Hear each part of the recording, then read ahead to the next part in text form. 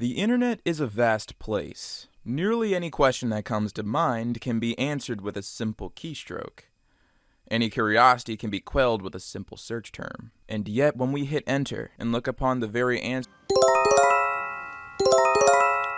緊急地震速報です。強い揺れに警戒してください。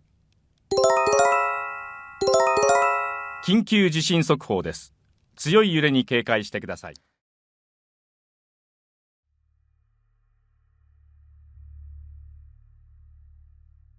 During the entire history of humanity, the Earth and its geography seem stagnant, with the only thing subject to change being our interpretation and use of said land. But if we step out of a human perspective, it becomes very obvious that our planetary geography is anything but still, and the study of plate tectonics is our attempt to not only study but understand just how dynamic our planet's geography is. Within that field of study, one topic in particular is frequently explored. It's called subduction. You see, the Earth's surface is broken into 6 tectonic plates and smaller plates, and the theory of subduction puts forward that these tectonic plates slip under each other, and that behavior forces lighter rock to the surface that ultimately collide into each other and coalesce into continents. And the reason why these plates move and ultimately go under each other is due to convection currents caused by incredibly superheated rock that exists within the Earth's mantle. But subduction doesn't just create continents, it sometimes rips pieces of said lighter rock, which would subsequently create islands. And that is how the archipelago of Japan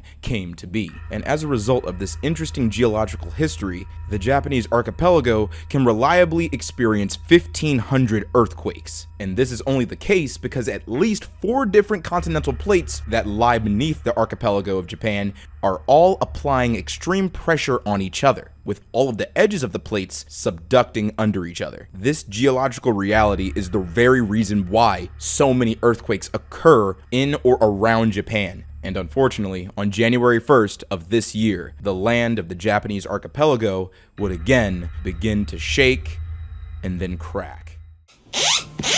Earthquake.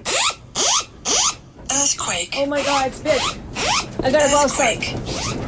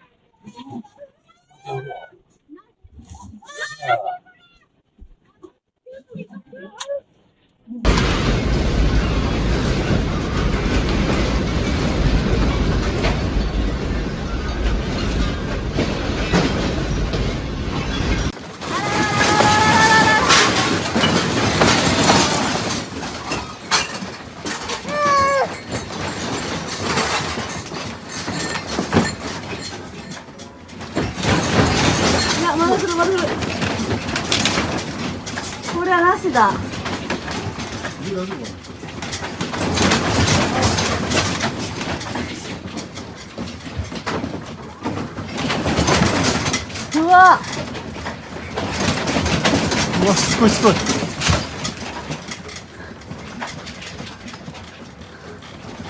うわまた来る。あら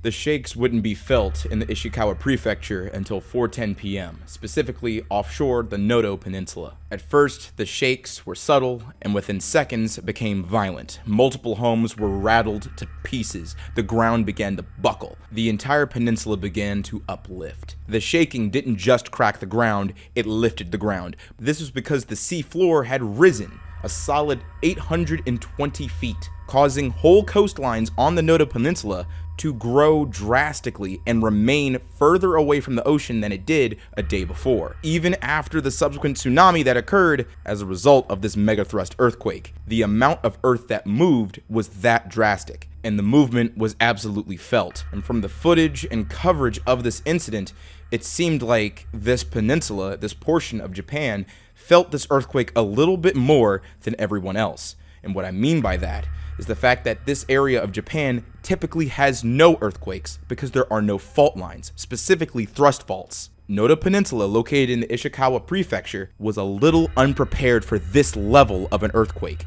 leading to a lot of casualties.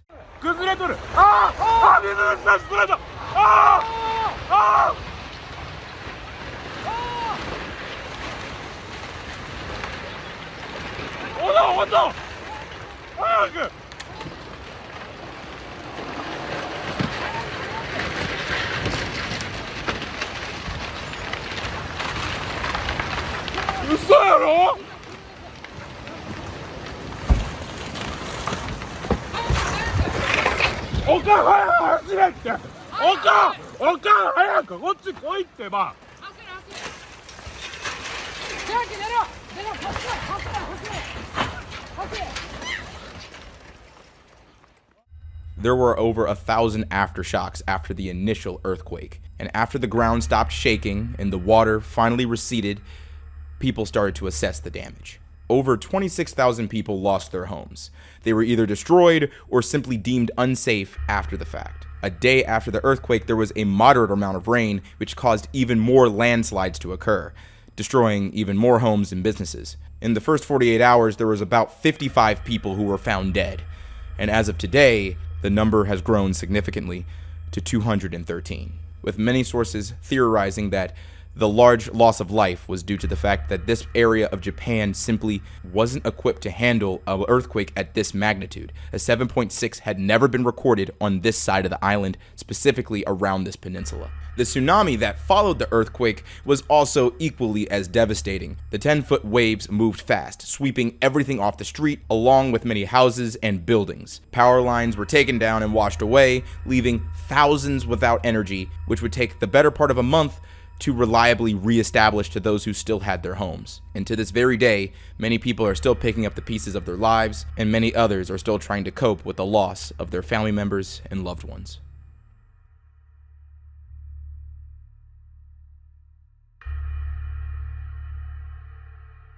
Located in the province of Alberta in Canada is the small town of Fort McMurray. Founded in 1870, the town is known for its oil industry, small population, and frequent cold temperatures. And before Europeans settled this area of Alberta and founded this town, the Miscou Cree First Nation was one of many tribes that called this area of Canada home. As of today, there's 68,000 residents living in the town, with 7% of those residents being First Nation. And this woman, named Amber Tuckero, was one of many members of the Miscou Cree First Nation. She was born in 1990 in Alberta, and much of her early life is unknown. But what is known is that she was a young mother who on occasion would want to go out and have fun. She wouldn't leave her child alone for too long, but because she was 20 at the time, she was still motivated to hang out with her friends and overall enjoy the nightlife that Edmonton had to offer. On August 17, 2010, Amber Tuckero flew from her home in Fort McMurray to Edmonton with her infant son and a female friend for a short vacation. They booked a hotel near Nisku, which was a small industrial park near Edmonton. And unfortunately, that would be the last time Amber would ever be seen, because the day after that, on the 18th of August, around 8 p.m., she accepted a ride into Edmonton from an unknown man. She received a phone call during the ride, though, giving her an opportunity to basically relay to anyone on the phone what she was doing, where she was going, and most importantly, who she was with. Where are we by? We're just heading south of Beaumont, or north of Beaumont. We're heading north of Beaumont. Yo, where are we going? No, this is a...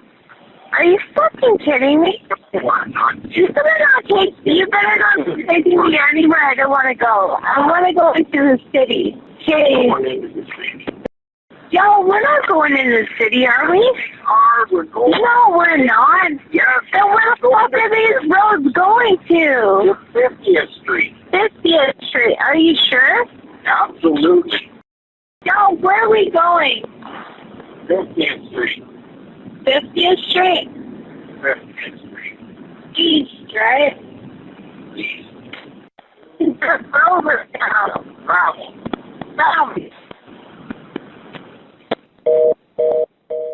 But of course, the driver overheard what she was saying, and he would go out of his way to assure not only her, but the person on the phone that they were going in the direction of Edmonton, with the driver emphasizing that they were going east, asserting that the road that they were driving on, which was a back road, was going directly to a particular street in Edmonton.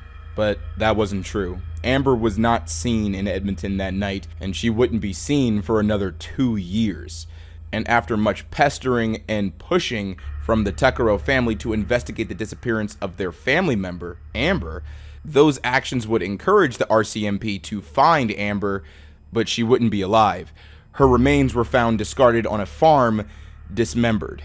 Her head was only recovered. So what happened? Who was she in the car with? And how come it took so long for the Canadian police to actually track down her remains, let alone the person who was involved, who to this day has not been named and certainly has not been arrested? What happened? Why did this investigation seem so botched? Amber Tuckero's family immediately called the cops the day after she went missing, but the police asserted that she was probably fine and just sleeping off a really fun night, assuming that she was a drunk because of her ethnicity. This was a devastating blow to the family and the overall investigation because valuable time was being wasted, and the more days that passed, the higher likelihood that Amber would not come home in one piece. But of course, after much protest from the family, the RCMP actually had to start an investigation, and that's when they found her remains on September 1st, 2012. Her family said the police rarely shared updates about the murder investigation. Her brother, Paul Tuckero, was told by the police that they waited a year before releasing the audio of Tuckero and the known man to the public and the media. That audio evidence being accessible to the public would have helped find who was responsible for Amber Tuckero's death, and it did lead to a lot of potential suspects, but those suspects were never investigated, and the people who came forward were so terrified of retribution that they requested to be anonymous.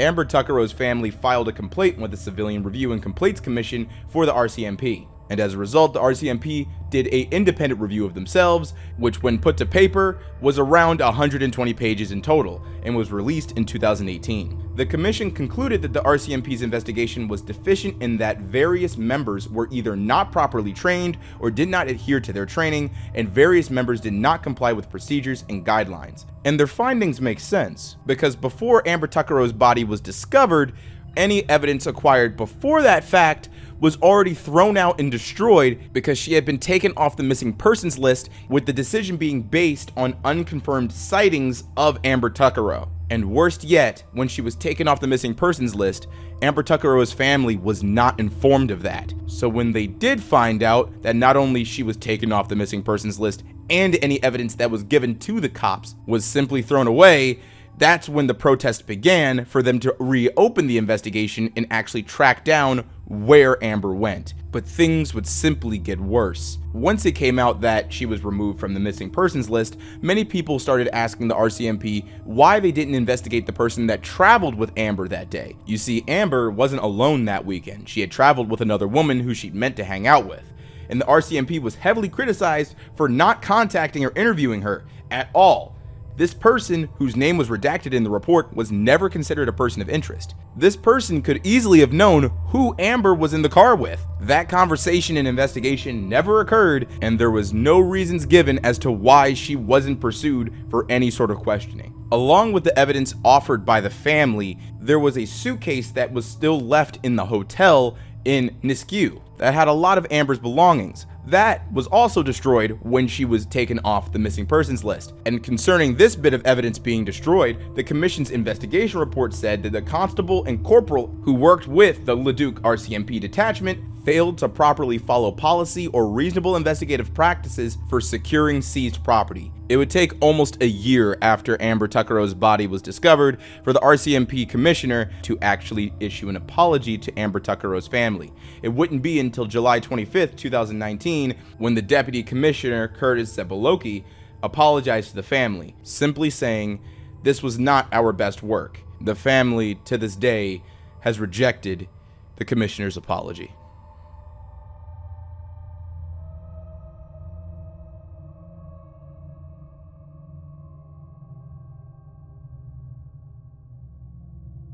with a population of 45,000 people.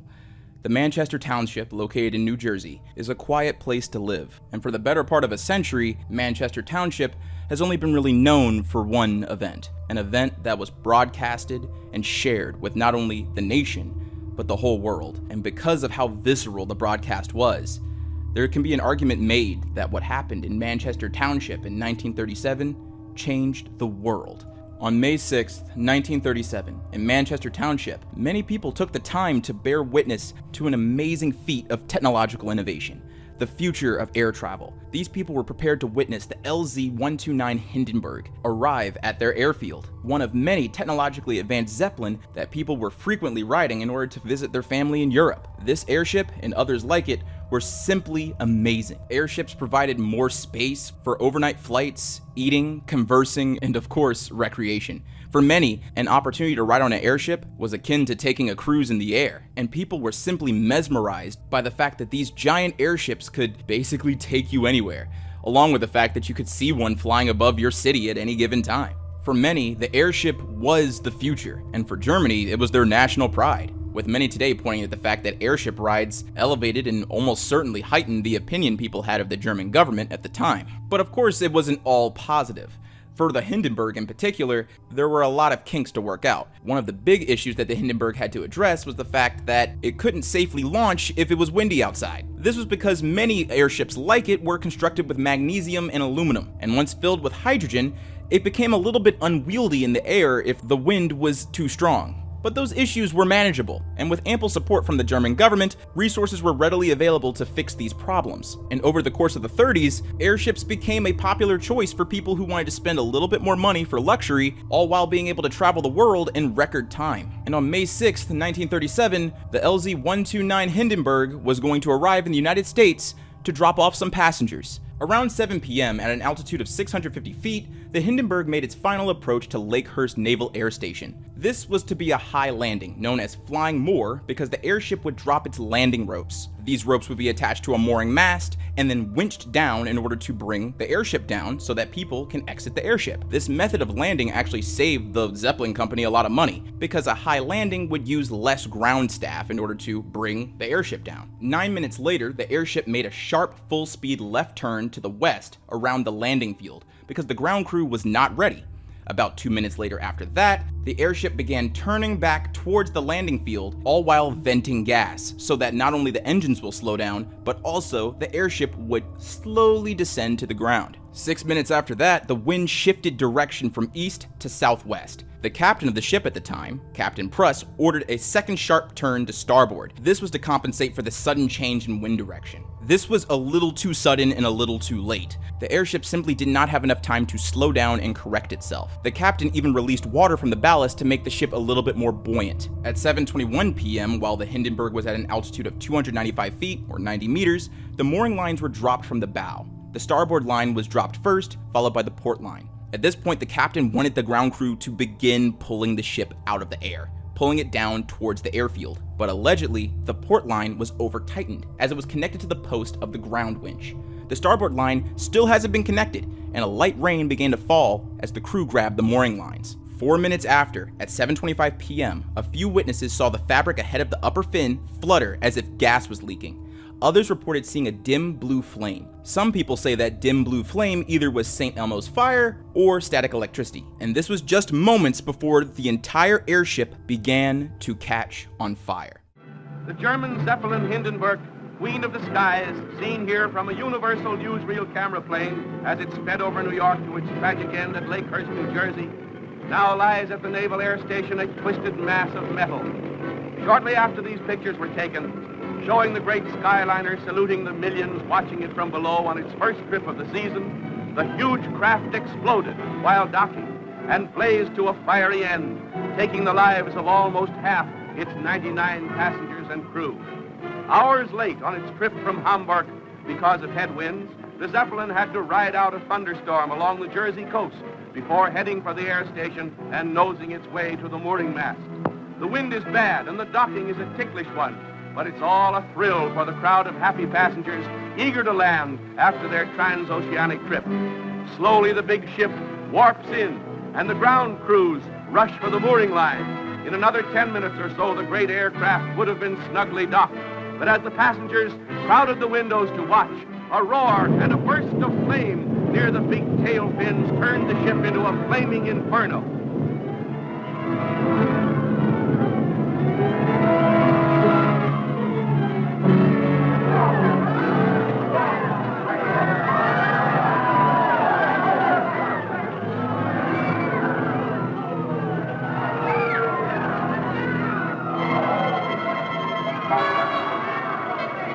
Passengers and crew, the fortunate among them, fell or jumped and were dragged to safety before the fiery furnace took their lives. Heroic work by Navy and Army men risking their lives around the white-hot skeleton snatched more than one dazed and half-burned passenger from the blazing wreckage. But for the most of those trapped in the incandescent tangle, there was no hope. It's the greatest of miracles that anyone came out of the disaster alive. Several other eyewitness testimonies suggest that the first flame appeared on the port side just ahead of the port fin and was followed by flames that were burned on top. Another witness on the starboard side reported a fire beginning lower and behind the rudder on that side.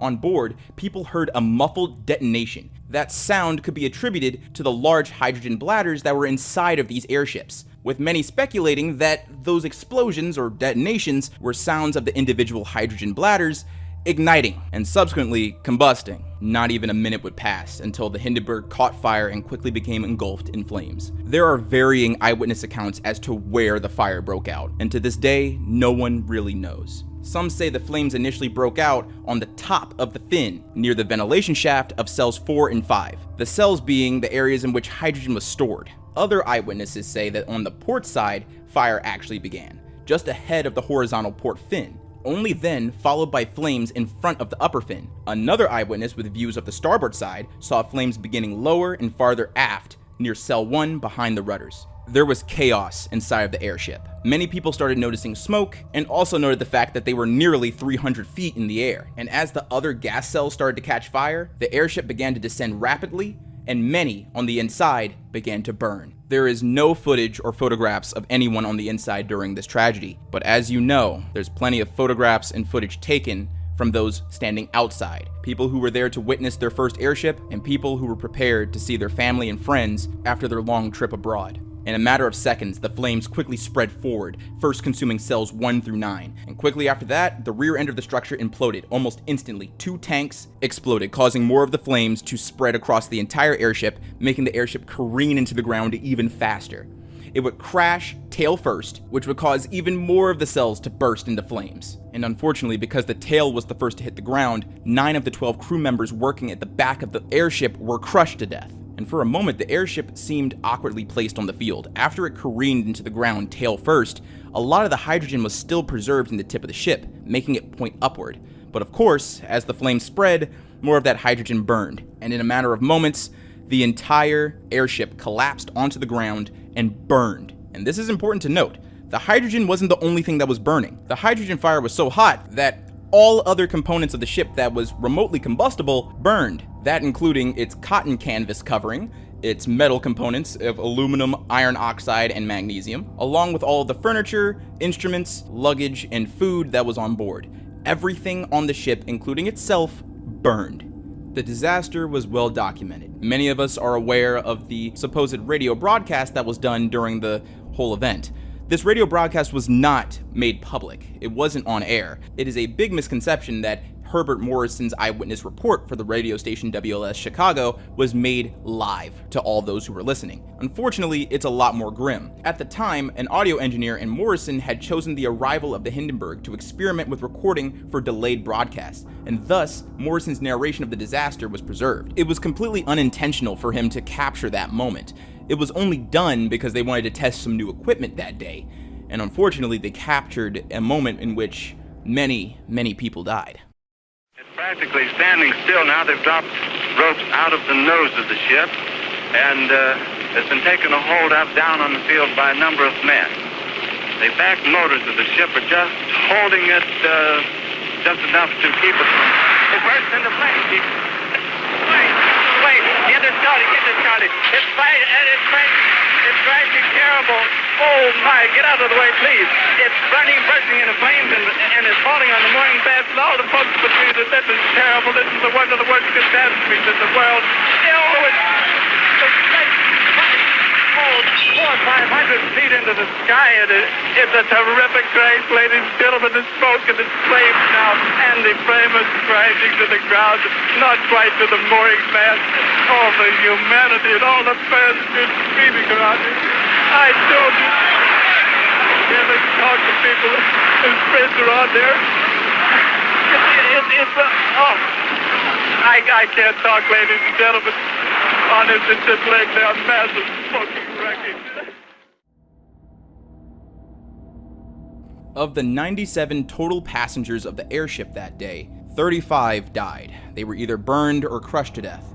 13 of the 36 passengers and 22 of the 61 crew members. But for many of the survivors, while they didn't die, they did come out with severe burns. A man named Alan Hageman was one of the many who died that day. It's unknown the method in which he did die, but it's assumed that he either burned to death or was crushed, or maybe the combination of both. 10 unnamed passengers and 16 unnamed crewmen either died in the crash or in the fire. And that's the case with many of those who lost their lives that day. Because of the fact that the ship was on fire and also falling out of the sky, it made it incredibly difficult to determine cause of death. But what was able to be determined was the fact that many of the victims were burned to death, while others died from jumping from the airship at an excessive height, with the motivation being either smoke inhalation or the fact that they were scared of being crushed by debris, so the only other option was to jump out the window. And to remind you, the ship was already falling at 300 feet. In the case of the crewmen, they died because they were inside of the ship. Alan Hageman's death was notable because he was one of the few crewmen outside of the ship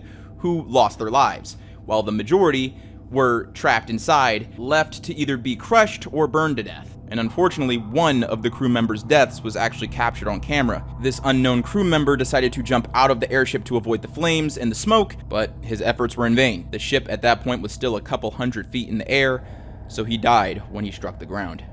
There are numerous theories that have been shared in hopes to explain why this happened. There is a major theory that suggests that there was potential sabotage. There's other theories that talk about the presence of static electricity and how that may have caused a spark that ignited all of the hydrogen that was inside of the airship. But of all the theories that I've encountered, the one that sticks out to me the most, or at least I feel is the most unique, is the incendiary paint hypothesis. It was proposed by a NASA scientist named Addison Brain in 1996. They put forward that the doping compound of the airship was the cause of the fire. A doping compound is a type of liquid or lacquer that you can apply to fabrics so that they become stiff after being stretched over wooden frames or even steel frames. In the case of the Hindenburg, Addison Brain hypothesizes that this lacquer that was meant to make the cotton fabric that covered the airship stiff and strong was actually flammable, and that even if the Hindenburg wasn't filled with hydrogen, there may have still been a reality in which it burned. Those who support this hypothesis argue that the coatings on the fabric contain both iron oxide and aluminum impregnated cellulose acetate, which when used together is stable,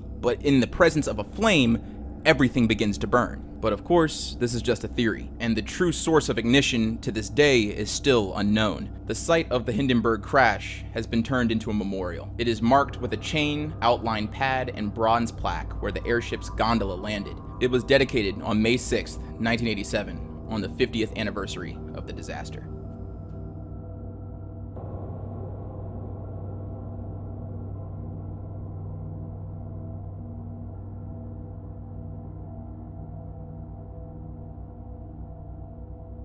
A conventional airdrop is a type of airlift in which items including weapons, equipment, humanitarian aid, or leaflets are delivered by military or civilian aircraft, all without landing. This method of distributing resources and sometimes warnings was developed in World War II, with the original intent of being able to resupply troops who were in inaccessible locations. In the very beginning, airdrops were conducted by dropping or pushing padded bundles from aircraft, with the hope that whatever material that you're trying to distribute actually survives the impact. Nowadays, most airdrops are done with parachutes. They typically automatically deploy once the box of supplies leaves the plane. Not all airdrops are the same. Some are low velocity and some are high velocity. A low velocity airdrop is the delivery of a load involving parachutes that are designed to slow the load down as much as possible, ensuring that the impact on the ground is minimal. If you needed to airdrop some sort of delicate equipment like a computer, a low velocity airdrop would be the method you would pick.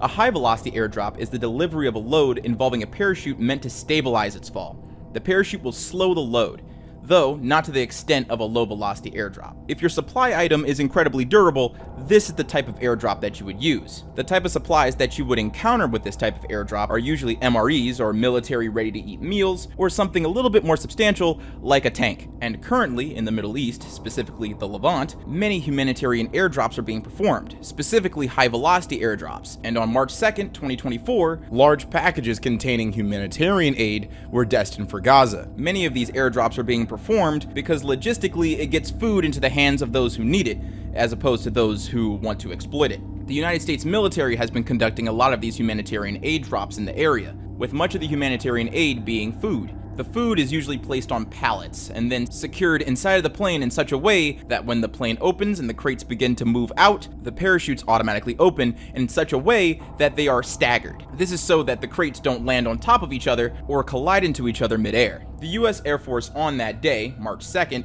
dropped 38,000 meals into Gaza at 8:30 a.m. EST. The bundles were dropped in specifically southwest Gaza, on the beach along the territory's Mediterranean coast. This was specifically coordinated so that the most amount of people could have access to the food aid once it hit the ground. And with the help of the Jordanian Air Force, everything seemed to be going to plan. That was up until the crates were out of all of the planes, and they were starting to fall in areas where there were lots and lots of people. Now, the reason why there were so many people was twofold. One, this area of Gaza was densely populated, and two, many people were in desperate need of food. Now, the US military and the Jordanian military were acutely aware of this, so either military went out of their way to find perfect sites to drop the food so that it be accessible to everyone and be safe at the same time. And that's very important, because once these crates of food exit the plane, they are no longer under the control of either Air Force. Once the crates are in the air and the parachutes are deployed, the crates only have to encounter wind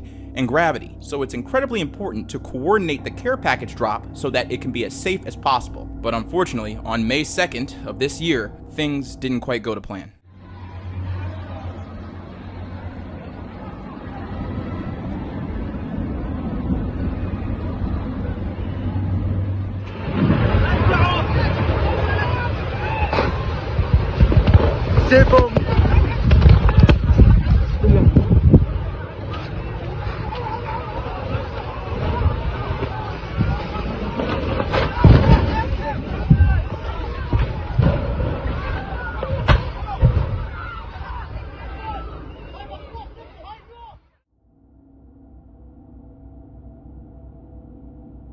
Once the care packages were released into the area, many military personnel would observe hundreds of people running towards the care packages. And unfortunately, they were standing right under where everything was supposed to land.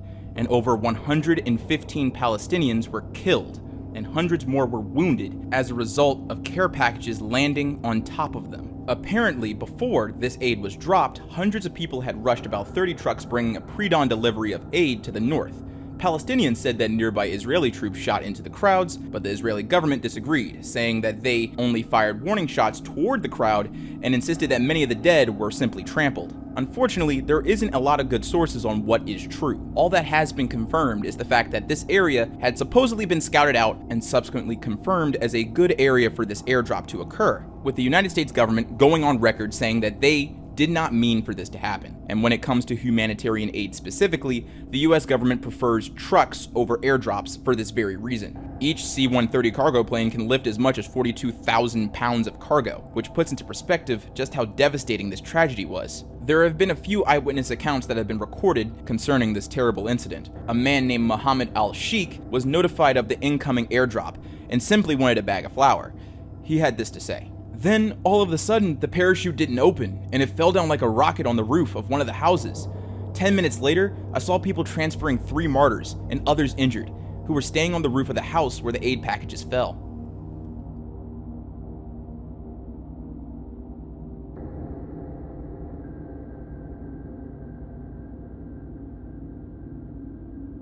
This is West Australian. And I'm not talking about the man, I'm talking about the horse. He was a British racehorse who was born in 1850 and is known for his many accolades when it comes to horse racing. In his total racing career, which began in October 1852 and ended in June 1854, West Australian participated in 10 races and won 9 of them. And after being beaten on his debut, he won all of his remaining starts, including the 2000 Guinea, the Derby, the St. Leger, and the Ascot Gold Cup. And the term Triple Crown Racing came as a result because of him. His impressive wins in the 2000 Guinea, the Derby, and the St. Leger, all located in England, were so impressive it was almost like he had won a crown in every race. And this classification for a impressive racehorse stuck, so much so that it crossed the Atlantic over to the United States, where we have our own Triple Crown races, which is the Kentucky Derby, Preakness, and Belmont Stakes. And to end today's video, I'm going to tell you a story that occurred at the final race, the Belmont Stakes,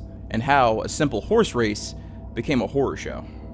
This is Frank Hayes. He was born in 1901 and was an Irish horse trainer and jockey who, like many other horse jockeys, desired the American Triple Crown trophy. And on June 4th, 1923, the 35-year-old jockey was competing in a steeplechase at New York's Belmont Park. It's unknown how his friends and family felt about his horse racing career. At the age of 35, he had not managed to win a single race, and that truly goes to show what type of competition he was going up against, because he was a seasoned horse trainer and longtime stableman. But that didn't stop him. He continued to try and participate in many horse races across the United States, and this time, on June 4th, 1923, he was determined to win. The odds were completely against him. All of his competition were better than him, more experienced than him, and actually won races. But this didn't dissuade him. He still decided to mount his horse on that hot summer day, and this man was prepared for a race. His horse's name was Sweet Kiss, and once the race began, Sweet Kiss took off and quickly outpacing Frank's competition. However, as soon as the animal stopped running, the rider fell from the stable. Frank was completely unconscious. Many emergency personnel would run up to Frank and examine him, and only to find out that he wasn't alive. And he hadn't been alive for a minute.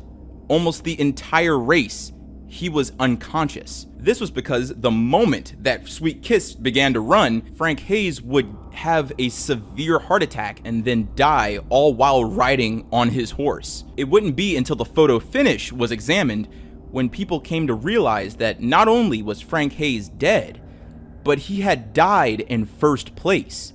He finally won a race, he just wasn't alive to experience it.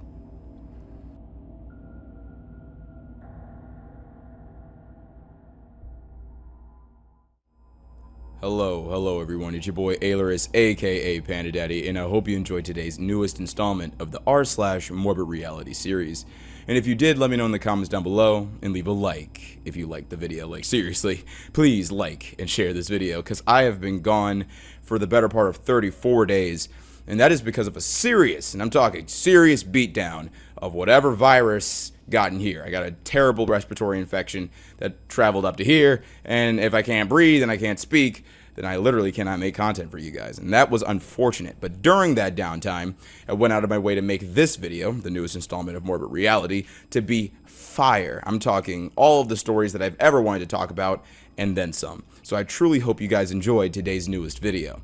There will be even more variety Reddit content uploaded next week after this one is published today, and I hope you guys are there for that as well. There's going to be even more kind of Morbid Reality content on this main channel and on the second channel, because so many of you newer subscribers, so many of you older subscribers have shown me just how much you like this type of content, just how much you like this type of storytelling. So I'm receptive, and I'm going to go out of my way to, meet that demand as best as possible. I'm currently on a search for a new editor and a new writer for the second channel, because I have shortcomings. I can't do everything, and sometimes you just need help. So I'm in the market for that. And if you want to help me out with that, please reach out to me with my business email in the description down below. And if you haven't heard of the second channel, that's linked down there as well. A big thank you to all of my Patreon supporters that make content like this possible. You guys are literally my lifeline during the times where I can't upload because a virus wants to bully me, and I can't thank you guys enough. So yeah, that's what's going on. I really hope you guys enjoyed today's longest Morbid Reality. I believe this is the longest that I've ever uploaded, with a little bit of a spicy beginning and intro just to get your attention. So I hope you guys enjoyed all of that, and I'll see you guys next week. And as always, stay zesty.